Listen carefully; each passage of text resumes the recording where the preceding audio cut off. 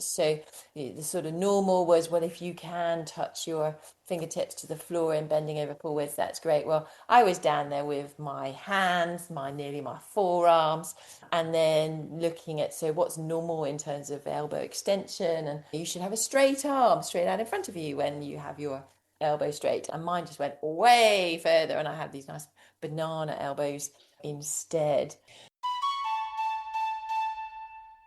This is the Everyday Warriors podcast, where courageous guests share the truth of what they've survived, what they've learnt, and how they have rebuilt their lives.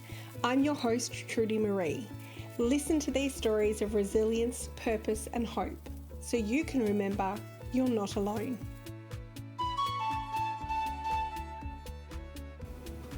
Love the Everyday Warriors podcast? It would mean the world to me if you were to leave a 5-star review to ensure that the Everyday Warriors podcast is heard by more listeners around the world. You can also support the show for as little as $5 with a one-time donation or by becoming a monthly subscriber. Your contribution helps me to continue bringing you inspiring stories of everyday warriors who overcome challenges to find strength, resilience, and new possibilities in life. Head to the link to buy me a coffee and fuel the next episode. Every bit counts.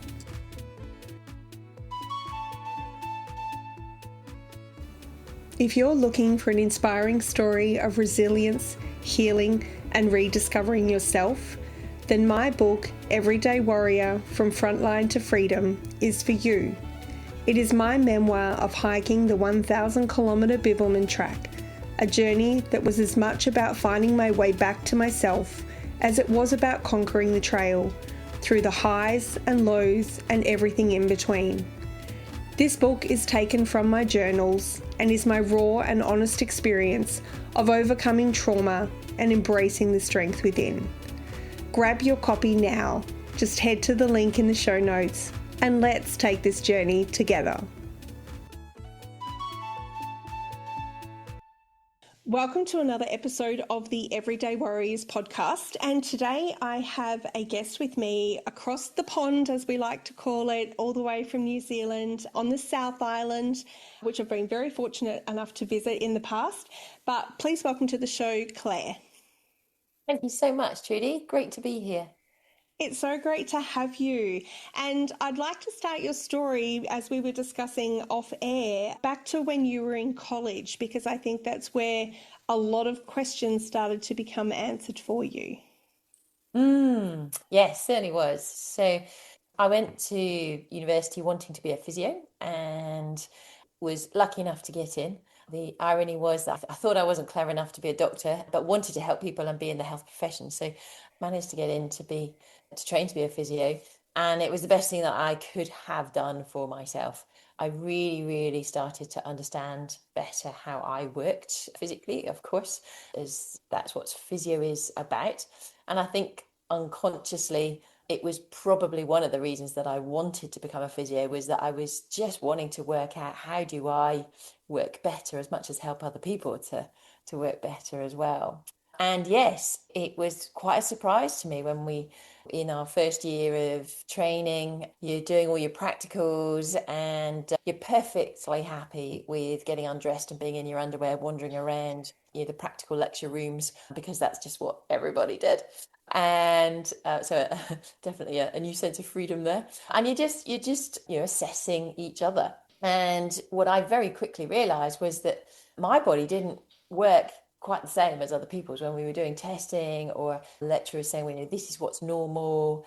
And then I just go well beyond that. And it was quite an eye-opening moment for myself to go, oh, okay, is that I don't think it's necessarily great to be that person that's the odd one out. And what does that mean? And effectively what I realized, which I thought I'd always known, but it really was in the sort of formalizing of it, that I just had so much more give and play and flexibility, literally, in my body, in my joints. So the sort of normal was, well, if you can touch your fingertips to the floor and bending over forwards, that's great. Well, I was down there with my hands, nearly my forearms, and then looking at, so what's normal in terms of elbow extension, and you should have a straight arm straight out in front of you when you have your elbow straight, and mine just went way further, and I had these nice banana elbows instead. And other classics, like I thought I was standing straight, and then someone saying, no, no, no, no, your knees, they're going the wrong way. You've kind of got these banana knees. And up to getting to university, I'd recognized that I seemed to need to put a lot of work into keeping myself functioning. But I just thought, well, that's what everybody has to do. And it wasn't until then, really understanding what is hypermobility, that I appreciated that I was absolutely bond or obviously positive for it. And quite high as well. So there's several rheumatological conditions that all sit under the same umbrella of hypermobility syndrome. And I had what is called, from a rheumatological point of view, the posh name is Ehlers-Danlos syndrome. Don't know who Ehlers-Danlos is, but she clearly discovered it. And effectively, there are different levels of the issue, the syndrome. Mine was, fortunately, just that I have a significant laxity and flexibility and play in my musculoskeletal joints. I don't have the level of give in the tissues that some people unfortunately have, also to the same degree in their organs, like their internal organs. What I do have is a very, very vulnerable circulation. So I would be that person that would get Raynaud's when it's still warm. You get the white fingers and you can't feel your toes, or your nose goes white. That was a classic a few times when I was skiing with my husband. He'd look at me and he'd go, your nose is grey. I'm thinking that that's not a good thing. And I'm heading towards frostbite and I didn't even know it, and my possibility of my nose falling off. And quite literally, it's just a reflection of my tissues just don't contract, they don't recoil in the same way as normal people's. On a practical level, that looks like if I were to go over on my ankle, like an ankle sprain, like a trip going over the edge of a curb or something. Normally, you've got your ligaments and you've got your tendons, and then you've got your muscles that will activate to create a stop, a locking of that joint when it gets to that edge of, no, that's too far. Now, obviously, if you go over fast enough and hard enough, you will tear some of those, but there's still that resistance before you then get that tear. Well, because my tissues are so lax, I don't get that resistance. So if my ankle were to go over, I would just go straight on over, and then I would create an issue where most likely I'd break my ankle. I would snap my fibula and I'd create a compression bone injury on the inside. So it would not be good in short. Um, Wow. so yeah, that's the joy of living in my body, in that everything from a very young age has been very, very conscious. I've been very aware of myself. And of course, that's normal for me. I never realized that was a thing. And yeah, it wasn't until one of my lecturers said, no, that's an official syndrome. And you need to be really looking after your joints, because with that much play, of course, there's that much stress and strain on them, because they're not supported with the same level of appropriate stiffness of ligaments and joint capsule and tendons, fascia.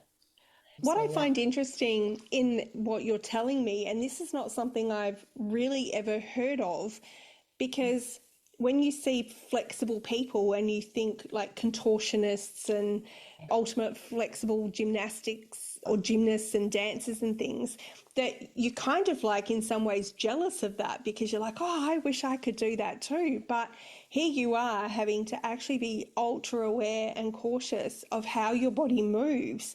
Because, like you said, falling off a curb could not just be a sprained ankle, it could turn into a full break of your leg. And obviously, if you're in that motion of completely falling over, goodness knows what other injuries you could entail as a result. But I also want to take you back to being in the university, like theatre, lecture room, whatever, where you're doing the practical, and you said there's a sense of freedom in walking around in your underwear because that was part and parcel of how you would actually perform the physio. But at the same time, you were also had this spotlight on you because you weren't the normal person. Mm. So it's almost like a full contradiction. One minute you're free and easy because you can be in your underwear and be okay with that. But then on the other hand, now the spotlight's on you because you're so different to everybody. What was that experience actually like? Yeah, thank you for bringing that up. It's in looking back, I think I was very lucky that I was in a cohort, a class where there were such great people, great students that right from the get and great lecturing support, right from the get-go, it was very inclusive and very professional. And there was that recognition of everybody, nobody is absolutely normal and everybody's got their stuff. And the benefit of being able to assess each other as peers was so crucial to then have that lived experience as a patient or a client, but and also just to gain that mileage in terms of feeling different kinds of bodies. But at the same time, for myself, when someone went to test me, there was that far greater level of apprehension because of the need to trust that individual that they weren't going to move too much or pull too hard because there wasn't anything to stop them. And it was really interesting to need to create that rapport with colleagues and that trust with colleagues. I think certainly in my first year, there was a lot of introspection for myself around, okay, how do I manage being okay with myself and also being okay with being that person who's got the positive tests or is the interesting, often individual in the class. And fortunately, I think it was the making of me in many ways that I had to grow into being confident about who I was in being unique and different.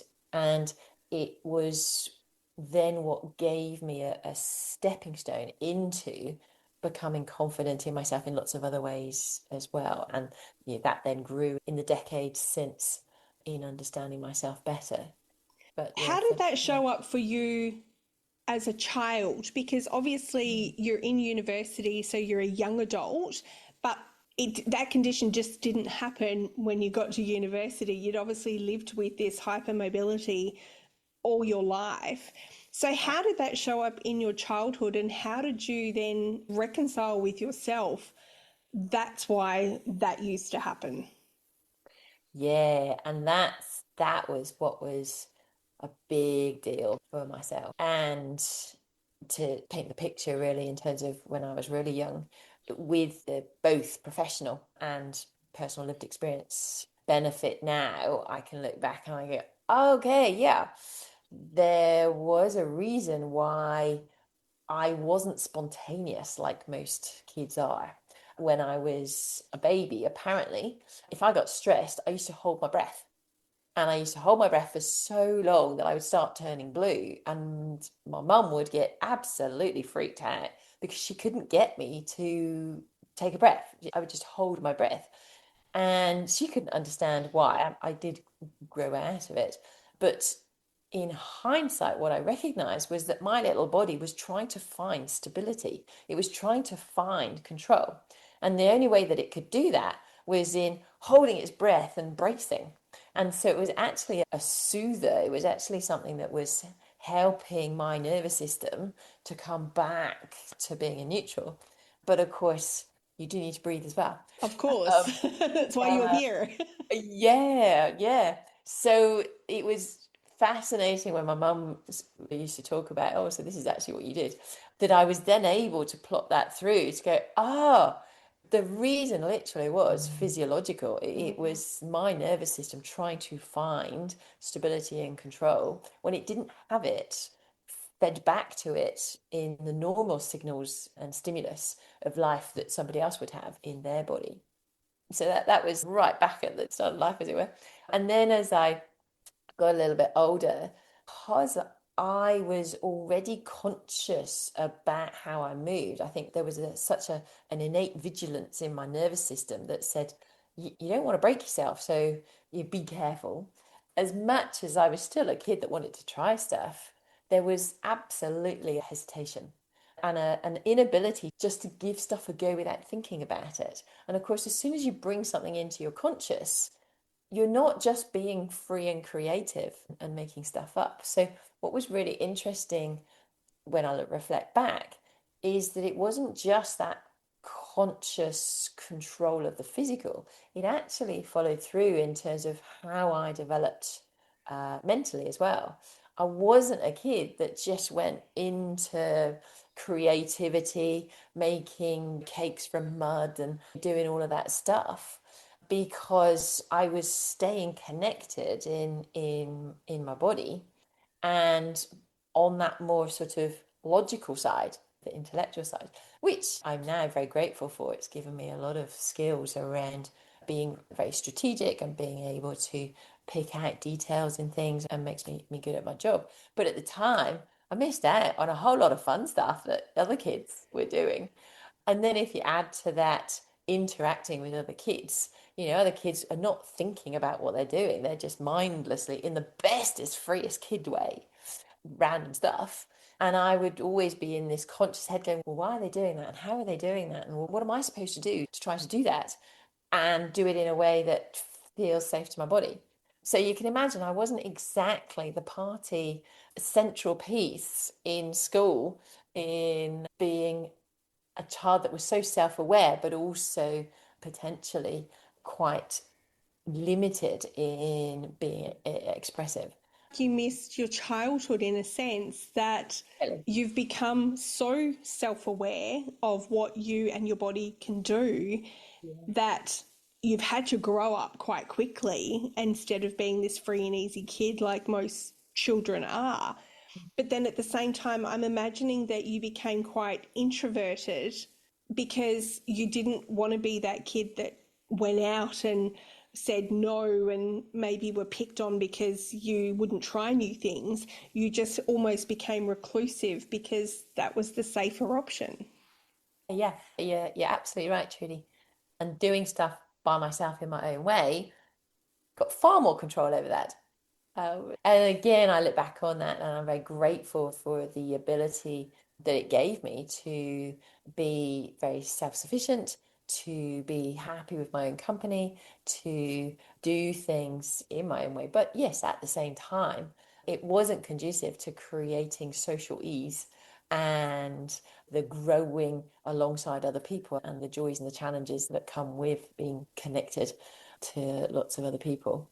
So it was interesting. And it was a real recognition in my early 30s of, well, right, I'm going to do all the kid stuff that I never did. And it was that conscious recognition of, wow, I've got to connect to an imagination.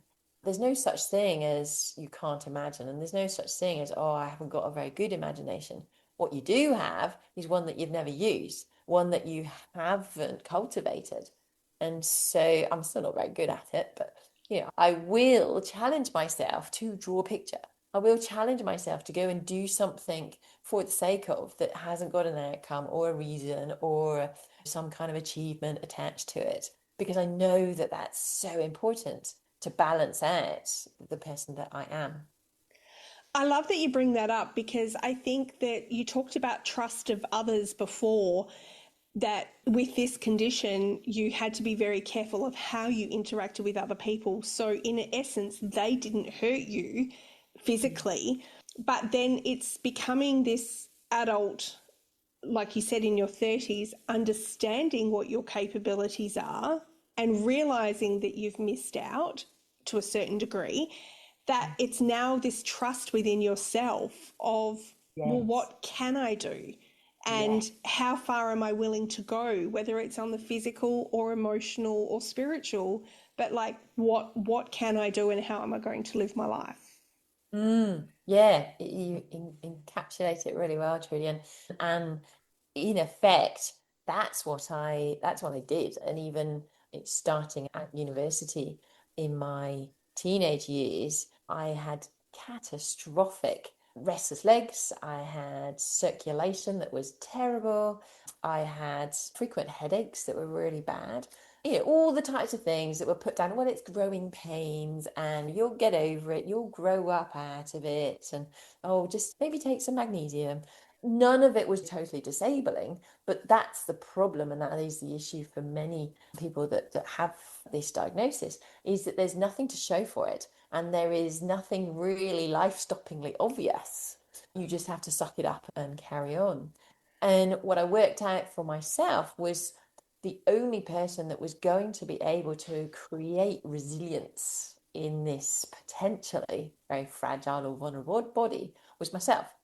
And as part of being at university and probably learning a little bit more about how do you gain strength and how do you improve your circulation and that kind of stuff, I started running. And what I found was that in the act of building up my fitness with running, I was able to then feel happier and more secure in my body. It brought some strength.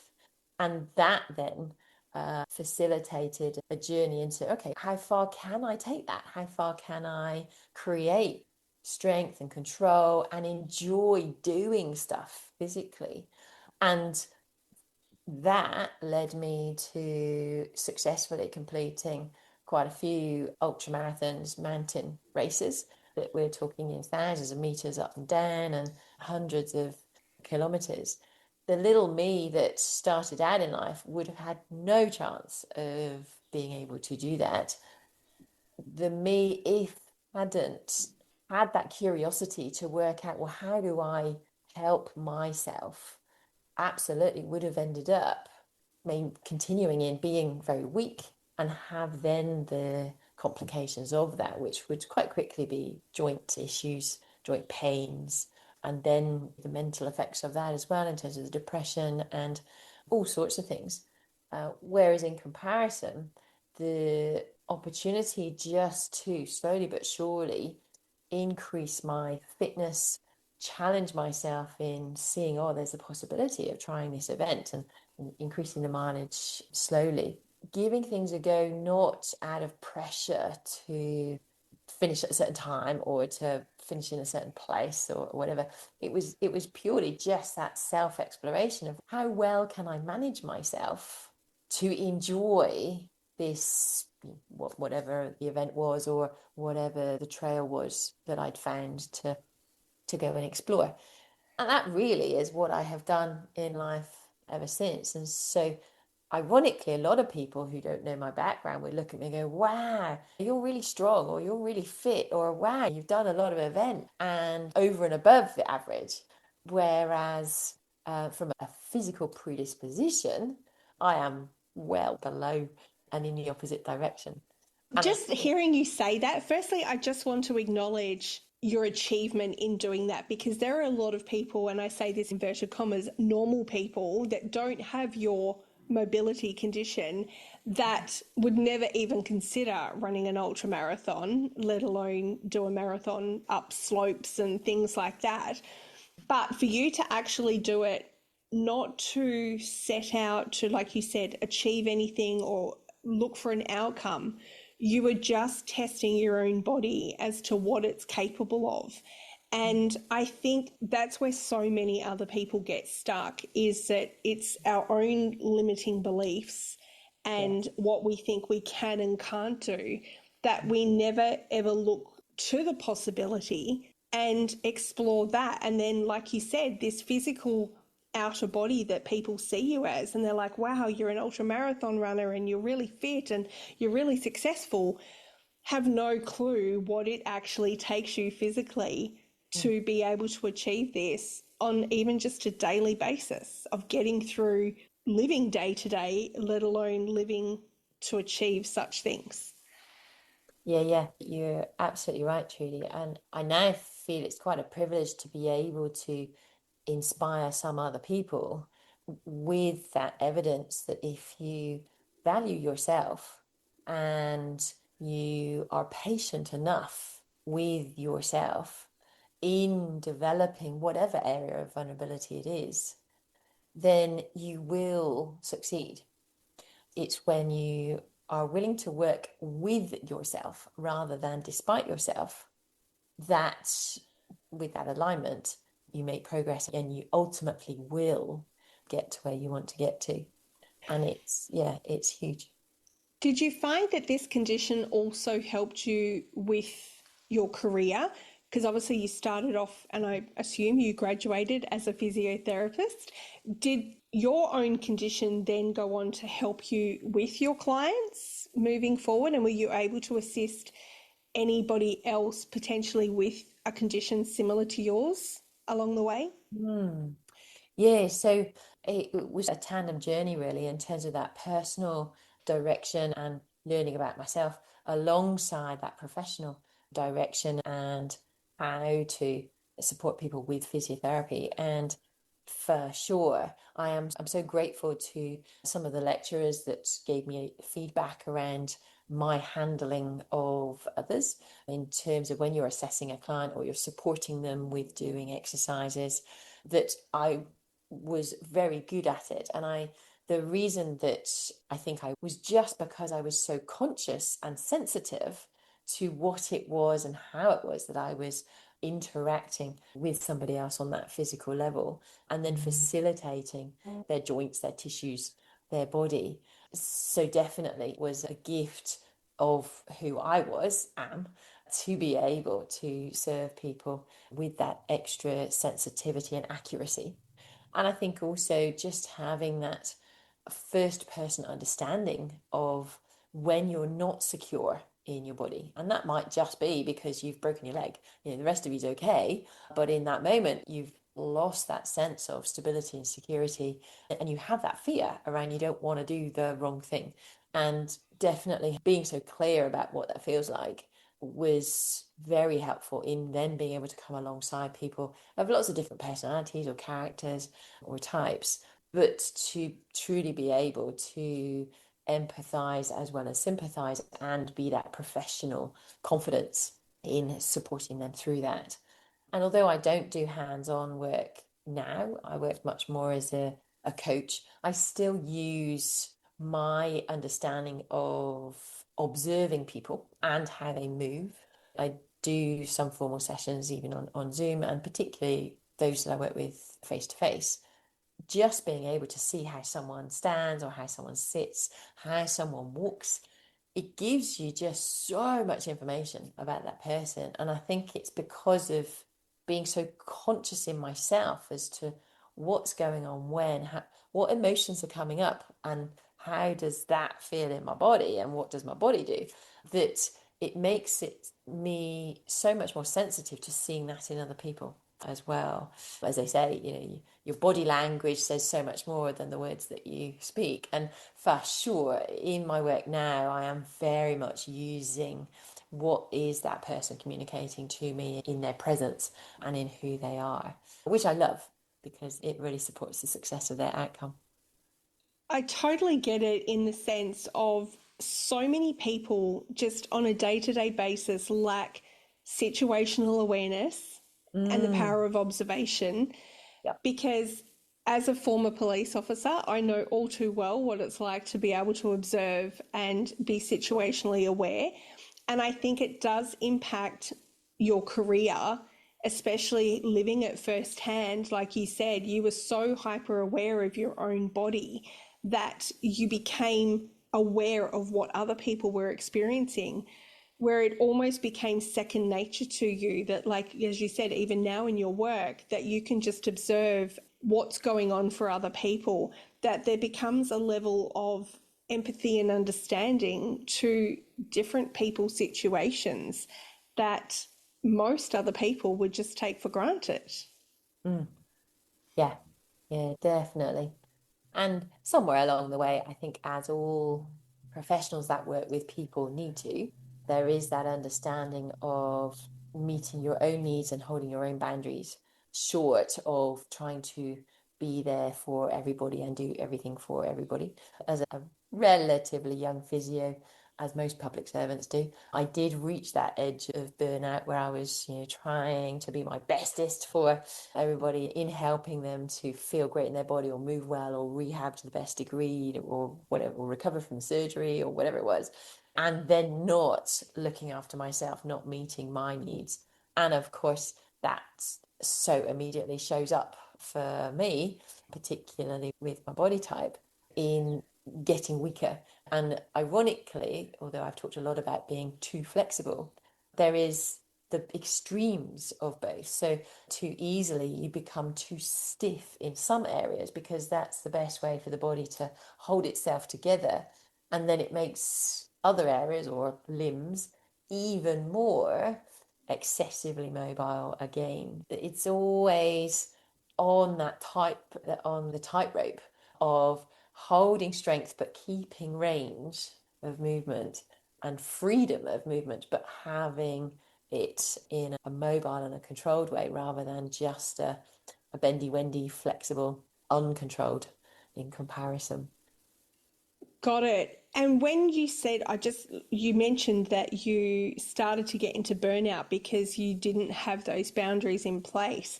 Was that then what took you, because you obviously have a British accent, but living in New Zealand, is that what actually had you move from the UK to New Zealand? Is it looking after yourself?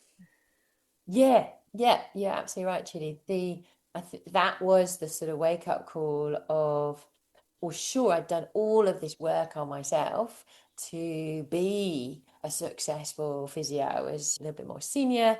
I'd done the life stuff as well. I'd found a partner and I'd got a house and everything was good. But I was actually burning the candle at both ends because I was trying to be the be all and end all to everybody and everything. Yes, again, as one does, gaining so much reward for that until you don't have the energy and then you can't do it. And there was that recognition for myself of, oh, actually, whose life am I living? I got myself to this point of what would from the outside seem to be a relatively high level of performing or working or living and stuff sorted. But I'd fallen into that trap of taking that for granted and just focusing myself on everyone else instead. It was very humbling to have to come back to myself and go, actually, Claire, you still need to put yourself first and you need to look after yourself in order to meet and serve people in the way that you'd like to. The recognition that the lifestyle that I had at the time actually just wasn't supporting me in doing that. My husband and I chose not to have kids, and we realized that we could easily spend the next 10 years doing the same old, but that really wouldn't be making the most of life. And actually, it wasn't supporting myself to be truly happy either. And so we decided that we'd give living somewhere else a go. But it was for that reason of we need to get out of this norm that suddenly is going to be a couple of decades more, and then we're going to be really quite old in this norm. And we'll be the evidence of it. And that was not looking good. And so, yes, long story short, we ended up in New Zealand. Second day of being here, thinking, wow, this is an amazing place.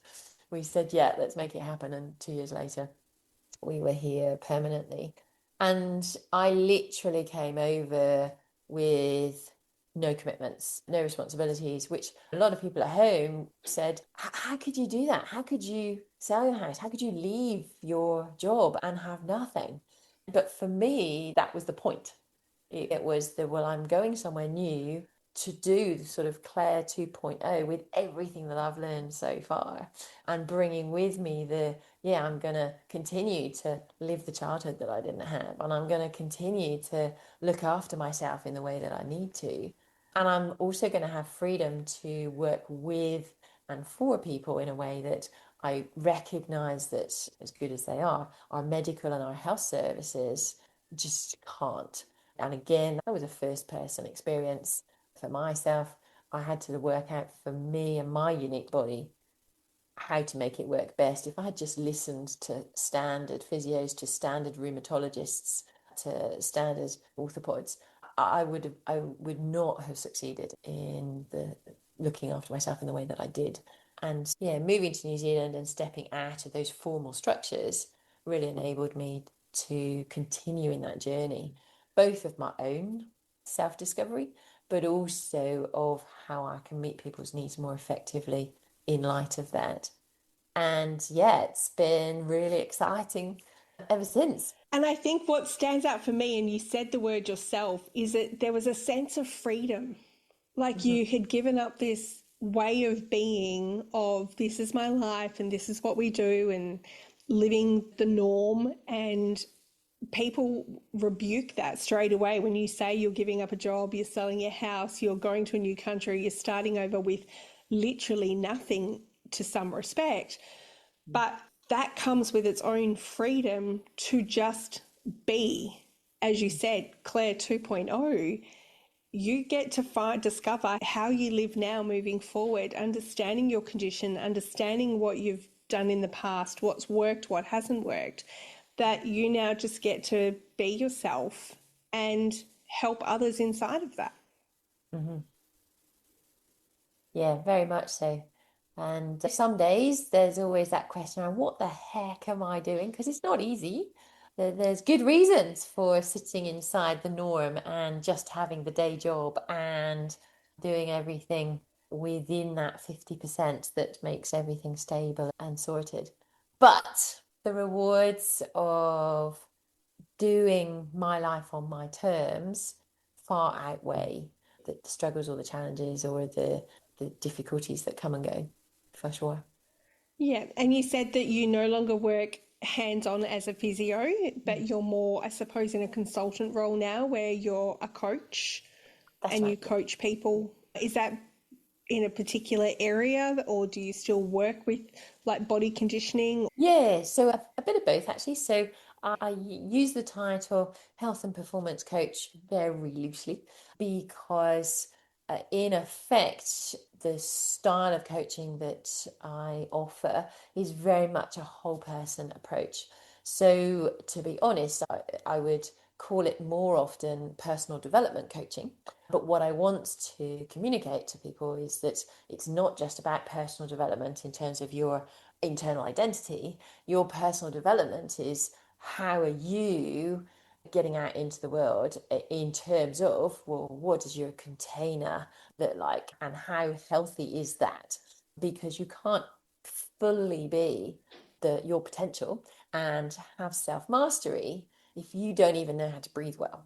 And so there's sort of the physical, but then there's also that recognition of you're unique and you live inside this container. So who are you and what are your passions and what's your goals? And what's stopping you from getting to those, whether it's limiting beliefs or whether it's your current circumstance, and what is it that needs to change in your circumstance. So I bring together the potential of someone understanding who they are uniquely as an individual, and then also how do they meet their needs best as that individual in terms of the season of their life, their body type, and also related to the goals or the aspirations that they have as well. I love that. So often and social media is really bad for this, but everyone should be doing something a certain way. And that Mm. it's almost like a one size fits all. This Yeah. worked for me, so it's got to work for you. And we get caught in that trap of what is it that actually is going to work for us? Because we try so many different things and nothing seems to work. It's because it's worked for everybody else, not necessarily ourselves. And it's not until we say, hold on a minute, what actually works here for me, that you then start to adapt and behave in a way that, like you said, is uniquely yourself, that it doesn't work for everybody else. And that's okay. Yes. So over those years, so a decade or so, having stepped out of formal medicine and the health service, I have delved even deeper into the predispositions to what makes us who we are, both genetic predisposition and then epigenetic experience and influence effectively the world around us, and how does that impact who we are. And it's from that understanding of both of those that I'm then able to assess individuals and help them to understand, oh, okay, this is who I am, this is my potential. And rather than it being a trial and error and a guess approach around, well, do I do this or do I do this? Instead, we're able to say, well, relative to who you are right now, your body type or your age or season or your circumstance, absolutely, definitely, it's the one option, it's not the other.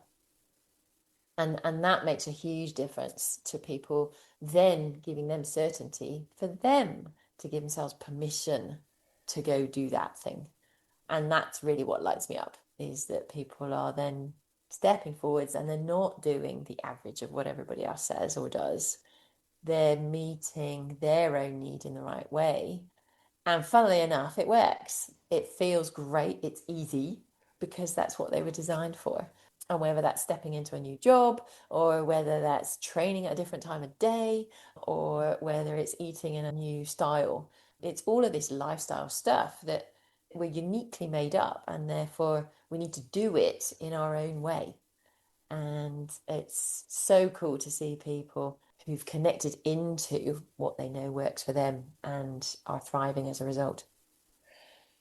I think that's awesome because so often we do feel like we need to conform to what society is telling us or guiding us towards. And when we can actually stop and take a moment for ourselves to say, well, actually, is this right or not for me? And then you have the, like you said, the permission to step in and be exactly who you are, uniquely you, that people get to really go and live life fully, just like you've done across how many years or decades of living with this condition, but you've made it your own and you're now giving others the guidance to do exactly the same thing. Absolutely. It's what I hope to achieve and love doing where possible. And so I'm so grateful for my own journey, and so okay with the fact that I'm never going to be the person that's going to lift that heaviest weight, and I'm never going to be the person that's going to do other various amazing things because of the body that I've got. In comparison, because of all the learnings and because of all the experience that I've had, I'm able to enjoy life in such a way and offer the learnings to others as well. Well, I want to thank you so much for being here today and sharing this journey. It was something I was not aware of prior to our conversations, and I've definitely learnt something about those who do have hypermobility issues. So thank you for sharing your story with us all today. Oh, thank you, Trudy. It's just been a real privilege to be here. Thank you. And I always end the podcast by asking, even though you've said it multiple times already, what is the one thing you are most grateful for today?